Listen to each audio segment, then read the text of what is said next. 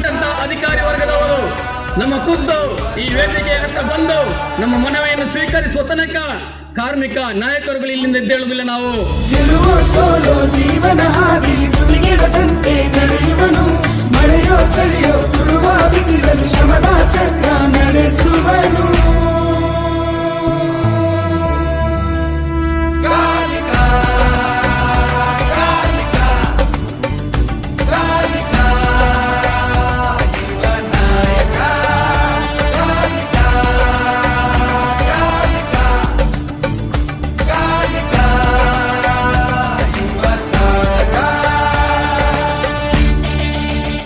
ಸ್ಪಷ್ಟವಾಗಿ ನಾವು ಕೇಳ್ತಾ ಇದ್ದೇವೆ. ಖಾಲಿ ತಾಲೂಕಿನ ಬಗ್ಗೆ ಮಾತ್ರ ಅಲ್ಲ, ನೀವು ಈಗ ಮನವಿ ತಗೊಂಡದ್ದು, ಇಲ್ಲಿ ಸೇರಿರುವುದು ಸಾವಿರಾರು ಕಾರ್ಮಿಕರು. ಇಡೀ ಜಿಲ್ಲೆಯ ಪರವಾಗಿ ನೀವು ಸ್ಪಷ್ಟನೆ ಕೊಡಬೇಕು.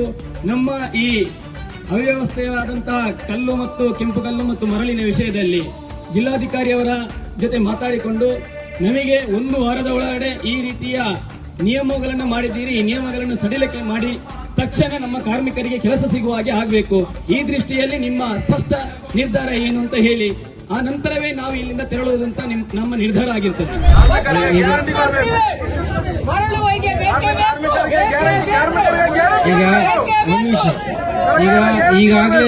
ಈಗಾಗಲೇ ಈ ಜಿಲ್ಲೆಯಲ್ಲಿ ಈಗ ಎಲ್ಲಾ ಕಡೆನೂ ಇದನ್ನು ತಿಳಿದು ಬಂದಿರುತ್ತೆ.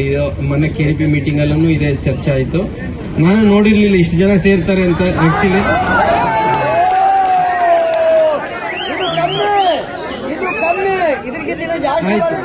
ಆಯ್ತು, ನಾನು ಇದ್ದೆ 1.5 ವರ್ಷದ ಮೇಲಾಯ್ತು, ಇಷ್ಟು ಜನ ನೋಡಿಲ್ಲ ನಾನು. ಅದಕ್ಕೋಸ್ಕರ ಹೇಳ್ತಾ ಇರೋದು,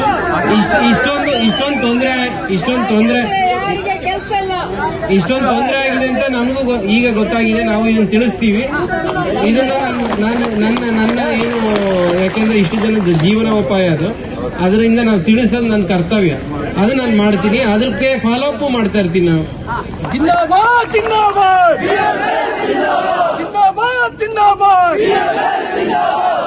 ನಮಗೇನಂದ್ರೆ ನಿಜವಾದ ಕಟ್ಟಡ ಕಾರ್ಮಿಕರಿರ್ಬೇಕು. ನಾವು ಯಾವುದೇ ಕಾರಣಕ್ಕೂ ನಿಮ್ಮ ಯಾವುದೇ ಸೌಲಭ್ಯಗಳನ್ನ ನಾವು ಕಡಿತ ಮಾಡಬೇಕು ಅಥವಾ ರಿಜೆಕ್ಟ್ ಮಾಡಬೇಕು ಅಂತ ನಮ್ಮ ಉದ್ದೇಶ ಇಲ್ಲ. ನೀವು ನಿಜವಾಗಿದ್ರೆ ನಾವು ಕೊಡ್ತೇವೆ. ಆಮೇಲೆ ನೀವೇನು ಸೆಲ್ಫ್ ಡಿಕ್ಲರೇಷನ್ ಹೇಳಿದ್ರಲ್ಲ, ಅದಕ್ಕೂ ನಾವು ಕೊಡ್ತೇವೆ. ಬಟ್ ನಮ್ಗೇನಂದ್ರೆ ನಿಜವಾದ ಕಟ್ಟಡ ಕಾರ್ಮಿಕರಿರ್ಬೇಕು, ಅದಕ್ಕೆ ನಾವು ಕೊಡ್ಲಿಕ್ಕೆ ಸಿದ್ಧರಿದ್ದೇವೆ. ನೀವು ಅಲ್ಲಲ್ಲ, ಕೇಳಿ, ನಾವು ಹೇಳೋದು ಏನಂದ್ರೆ, ಅಲ್ಲಲ್ಲ, ಈಗಾಗಲೇ ಹೌದು, ನೀವು ಕರೆಕ್ಟ್ ನೋಡಿ, ನಾವು ನಿಮ್ಮ ಕೆಲಸ ನೋಡಿರೋದಿಲ್ಲ, ಅದನ್ನ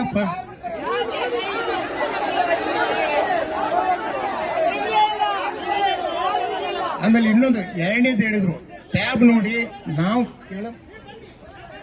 ನಾವು ಕೆಳಮಟ್ಟದ ಅಧಿಕಾರಿಯಾಗಿ ಟ್ಯಾಬ್ ಇಂಥದ್ಯಾಗ ಕೊಡ್ತೀರಿ ಅಂತದ್ಯಾಗ ಕೊಡ್ತೀರಿ ಅಂತ ನಮ್ಮ ಮೇಲೆ ಸರ್ಕಾರಕ್ಕೆ ನಾನು ಕೇಳಲಿಕ್ಕೆ ಆಗುದಿಲ್ಲ. ಅವ್ರು ಏನು ಕೊಟ್ಟಿದಾರೋ ಅದನ್ನ ನಿಮಗೆ ಕೊಡ್ತಾ ಇದ್ದೇವೆ. ಅವ್ರು SSLC ಹಾಕಿದಾರೋ PUC ಹಾಕಿದಾರೋ ಅದು ತೆಗಿಲಿಕ್ಕೆ ಅಲ್ಲಲ್ಲ, ನೀವು ಕೊಡಿ, ಅಲ್ಲಲ್ಲ, ಮನವಿ ಕೊಡಿ, ನಾವು ಅದನ್ನ ಕಳಿಸ್ತೇವೆ ಸರ್ಕಾರಕ್ಕೆ, ನಾವು ಕಳಿಸ್ತೇವೆ. ನೀವು ಮನವಿ ಕೊಡಿ, ಅದನ್ನ ತೆಗೆಯುವಂತ ಒಂದು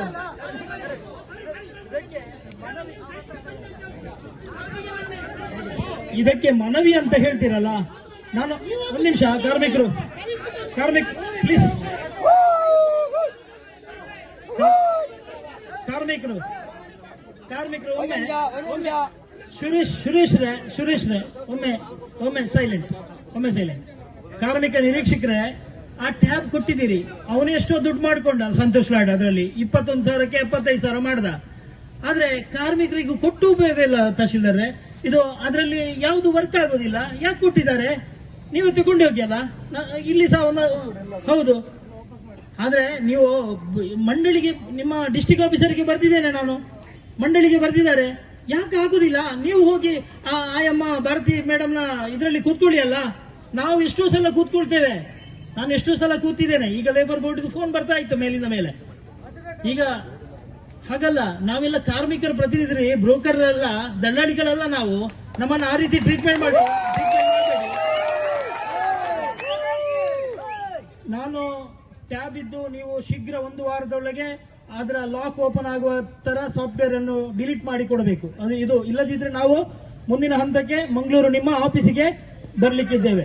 ಇನ್ನು ಸುಮಾರು ಜನರದ್ದು ಪೆನ್ಷನ್ ನೋಡಿ, ಅಲ್ಲಿ ಪಾಪ ಆ ವೃದ್ಧರು ಇನ್ನೂ ಕೂತಿದ್ದಾರೆ ನೋಡಿ. ನನಗೆ ಕಾಣ್ತಾ ಇದ್ದಾರೆ ಕೆಲವರು, ಅವರಿಗೆ ಪೆನ್ಷನ್ ಬರ್ತಾ ಇಲ್ಲ. ನೀವೇ ಕಾರಣ ಅಂತ ಹೇಳ್ತಾ ಇಲ್ಲ, ಲೇಬರ್ ಮಿನಿಸ್ಟರ್ ಬೇಜಾನ್ ಕಾರಣ ಇದೆ.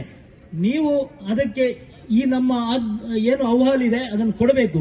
ನಾನು ನಿಮ್ಗೆ ಗೌರವ ಕೊಡ್ತಾ ಇದ್ದೇನೆ, ನಿಮ್ಮಿಂದ ನಮ್ಗೆ ಏನು ತೊಂದರೆ ಆಗ್ಲಿಲ್ಲ, ಅದಕ್ಕೋಸ್ಕರ ನಿಮ್ಗೆ ಗೌರವ ಕೊಡ್ತಾ ಇದ್ದೇನೆ.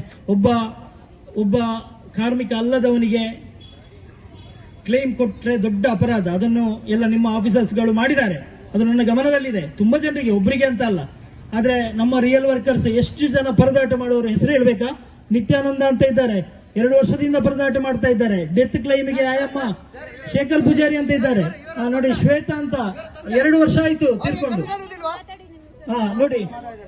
ನೋಡಿ ಮತ್ತೆ ಶೇಖರ್ ಪೂಜಾರಿ ಅಂತ ಇದ್ದಾರೆ, ಮತ್ತೆ ಆಕ್ಸಿಡೆಂಟ್ ಡೆತ್ ಕ್ಲೈಮ್ ಆಗಿದೆ.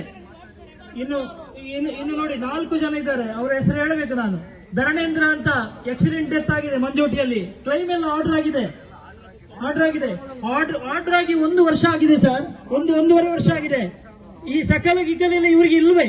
ಹಾಗಾಗಿ ನಾನು ನಿಮ್ಮನ್ನು ಬ್ಲೇಮ್ ಮಾಡ್ತಾ ಇಲ್ಲ. ಮಂಡಳಿಯ ತುಂಬಾ ಕಾರಣಗಳಿದೆ, ಮಂಡಳಿಯ ಭಾರತಿ ಮೇಡಮ್ ಇರ್ಬೋದು, ಅವರ ಲೇಬರ್ ಮಿನಿಸ್ಟ್ರಿದ್ದು ತುಂಬಾ ಕಾರಣಗಳಿದೆ. ಆದ್ರೆ ನಾನು ಹೇಳುವಂತದ್ದು, ಈ ಕಾರ್ಮಿಕರಿಗೆ ಯಾರ್ಯಾರು ಇದು ಕಾಲಿಗೆ ಬೀಳುವಂತ ಮಾಡಿದಿರಿ ಸರ್, ನೀವು ಯಾರ್ಯಾರೋ ಕಾಲಿಗೆ ಬೀಳುವಂತೆ ಮಾಡಿದ್ದೀರಿ, ಅವ್ರ ಲೈಸೆನ್ಸ್ ಯಾರು ಕೊಡ್ಲಿಕ್ಕೆ ಹೋಗ್ತಾರೆ ಸರ್? ಸೆಲ್ಫ್ ಡಿಕ್ಲರೇಷನ್ ಅಲ್ಲಿ ನೀವು ಮಾಡಬೇಕು. ಈಗಲೂ ಸಹ ನಂಗೆ ಮೇಲಾಧಿಕಾರಿಗಳ ಆದೇಶ ಬರಲಿಲ್ಲ, ಮಂಡಳಿಯಿಂದ ಒಂದು ಆದೇಶ ಬಂದ್ರು ಅದನ್ನು ನೀವು ಒಪ್ಪಿಕೊಳ್ಳುವುದಿಲ್ಲ ಅಂತ ಇದ್ರೆ, ಲೇಬರ್ ಡಿಪಾರ್ಟ್ಮೆಂಟ್ ಇದು ಹೈಯರ್ ಆಫೀಸರ್ಸ್ಗಳು ಹೇಳಿದಾಗ ನೀವು ಕೇಳಬೇಕಲ್ಲ. ನೀವು ಇದಕ್ಕೆ ಒಪ್ಪಿಗೆ ಅಲ್ಲ ಸರ್, ಸೆಲ್ಫ್ ಡಿಕ್ಲರೇಷನ್ ಅಲ್ಲಿ ಖಂಡಿತ ಮಾಡ್ತೀವಿ. ರಿಯಲ್ ವರ್ಕರ್ಸ್ ಅದು ಮಾತ್ರ ಮಾಡಿ, ನಾನು ಹಾಕಿ ಅಥವಾ ಪ್ರಧಾನಮಂತ್ರಿ ಮೋದಿ ಹಾಕಿ ಸಿದ್ದರಾಮಯ್ಯ ಹಾಕ್ಲಿ, ರಿಯಲ್ ವರ್ಕರ್ಸ್ ಇದು ಮಾತ್ರ ಮಾಡಿ, ರಾಜಕೀಯ ಬೇಡ. ಅಲ್ಲ, ರಾಜಕೀಯ ನೋಡಿ, ಉದಾಹರಣೆ ಕೊಡ್ಬೇಕಾ? ಡಾಕ್ಯುಮೆಂಟ್ಸ್ ಕೊಡ್ಬೇಕಾ ನಿಮಗೆ? ರಾಜಕೀಯ ಮಾಡಿದ್ದಕ್ಕೆ ಡಾಕ್ಯುಮೆಂಟ್ಸ್ ಕೊಡ್ಬೇಕಾ? ಈಗಲೇ 2 ದಾಖಲೆಯನ್ನು ಕಚೇರಿಯಿಂದ ತರಿಸಿಕೊಡ್ತೇನೆ ನಾನು. ನೀವು ಒಂದು ಮದುವೆದ್ದು ಕಾರ್ಮಿಕ ಅಲ್ಲದವನಿಗೆ ಕೊಟ್ಟಿದ್ದೀರಿ, ಅನೇಕ ಕಾರ್ಮಿಕರು ಇಲ್ಲಿದ್ದಾರೆ. ಪ್ರಶಾಂತ್ ಅಂತ ಎಲ್ಲಿದ್ದೀರಿ? ಸಾವಿಯ ನೋಡಿ ಇಲ್ಲಿದ್ದಾರೆ, ಪಾಪ ಅವರು ರಿಯಲ್ ವರ್ಕರ್, ಅವ್ರದ್ದು ರಿಜೆಕ್ಟ್ ಮಾಡಿದ್ದಾರೆ. ಏನ್ ಪಾಪ ರೀ, ಅವನು ಇದು ಫೋನ್ ಎತ್ತಲಿಲ್ಲ ಅಂತ ಹೇಳಿ ರಿಜೆಕ್ಟ್ ಮಾಡಿದ್ದಾರೆ. ಕೆಲಸ ಇದ್ದಾಗ ಫೋನ್ ಎಲ್ಲ ಎತ್ತಲಿಕ್ಕೆ ಆಗತ್ತೆ ರೀ? ಇನ್ನು ಇದೆ, ಎಷ್ಟೋ ಜನ ಇದ್ದಾರೆ ನೋಡಿ.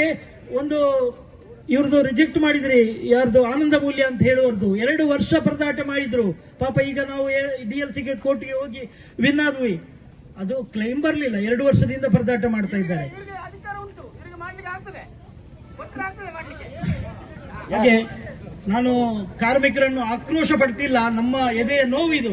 ಕಾರ್ಮಿಕರು ಪ್ರತಿದಿನ ನಮ್ಗೆ ತೊಂದರೆ ಮಾಡ್ತಾರೆ, ನೀವು ಫೋನ್ ಎತ್ತುದಿಲ್ಲ, ಆದ್ರೆ ನಾವು ಫೋನ್ ಎತ್ತಬೇಕಾಗ್ತದೆ ಮಾರ್ರೆ. ಅಲ್ಲ, ಅವರು ಫೋನ್ ಎತ್ತುದಿಲ್ಲ, ನಾವು ಫೋನ್ ಎತ್ತಬೇಕಲ್ಲ ನಿಮ್ದೆಲ್ಲ. ಅಲ್ಲ, ನಾನೇನಾದ್ರೂ ಫೋನ್ ಎತ್ತದಿದ್ರೆ ನೀವು ಬರ್ತೀರಾ? ನಮಗೆಲ್ಲ ನೀವೇ ಅಲ್ಲ. ಹಾಗಾಗಿ ನಾನು ಸೆಲ್ಫ್ ಡಿಕ್ಲರೇಷನ್ ಬಗ್ಗೆ ಸ್ಪಷ್ಟ ಮಾಡಿ, ಸೆಲ್ಫ್ ಡಿಕ್ಲರೇಷನ್ ಅಲ್ಲಿ ರಿಯಲ್ ವರ್ಕರ್ ಇದ್ರೆ ಅದನ್ನು ಕನ್ಸಿಡರ್ ಮಾಡ್ತೇನೆ ಅಂತ. ಟ್ಯಾಬ್ ನ ಬಗ್ಗೆ ನೀವೇನ್ ಮಾಡ್ತೀರಿ ಅದನ್ನು ಹೇಳಿ. ಆಯ್ತು, ನಾನು ಸೆಲ್ಫ್ ಡಿಕ್ಲರೇಷನ್ ಒಪ್ಕೋತೇನೆ, ಬಟ್ ಏನಂದ್ರೆ ರಿಯಲ್ ವರ್ಕರ್ ಇದ್ರೆ ಕೊಡ್ತೇವೆ. ಇನ್ನೊಂದು ಟ್ಯಾಬ್ ಬಗ್ಗೆ ನಮ್ಮ ಹತ್ರ ಏನು ಮಾಡ್ಲಿಕ್ಕಾಗಲ್ಲ, ನೀವು ಕೊಡಿ, ನಾನು ಬೋರ್ಡಿಗೆ ತಿಳಿಸ್ತೇನೆ.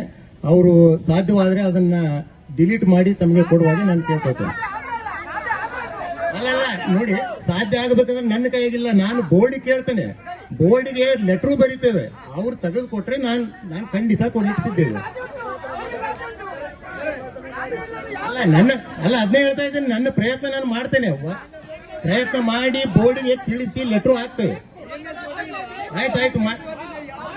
ಆಯ್ತು ಮಾಡಿ ಬೋರ್ಡಿಗೆ ತಿಳಿಸಿ ನಿಮಗೆ ಮಾಡಿ ಕೊಡುವ ತರ ಒಂದು ಪ್ರಯತ್ನವನ್ನು ಮಾಡ್ತೇನೆ. ಆಯ್ತಾ?